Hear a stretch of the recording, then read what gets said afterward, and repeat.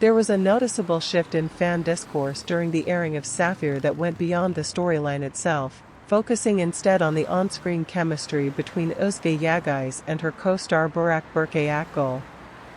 While chemistry is a common topic in television discussions, in this case it became particularly significant because it was constantly compared to her earlier work with Gökberk Demirci. On platforms like Reddit and Turkish fan forums, viewers debated whether the emotional connection in Sapphire felt more intense or less authentic than what they had seen before. Some argued that the newer pairing allowed Yagay to explore a more complex emotional range, while others felt that the spontaneity and subtlety of her previous on-screen dynamic had not been fully replicated.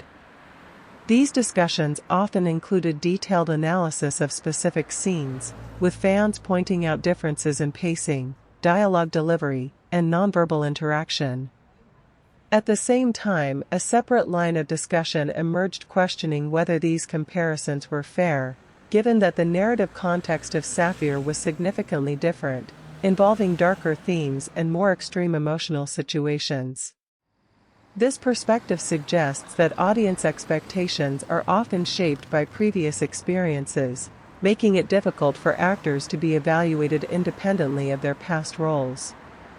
Interestingly, some viewers also noted that the intensity of these comparisons seemed to decrease over time, as audiences became more accustomed to seeing Yagay in different contexts, indicating that repeated exposure can gradually shift perception.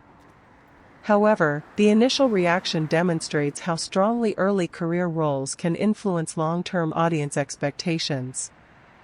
This ongoing conversation reveals how chemistry is not just a product of performance, but also of audience memory, raising the question of whether actors can ever fully redefine their on-screen identity once a particular dynamic becomes deeply embedded in public perception.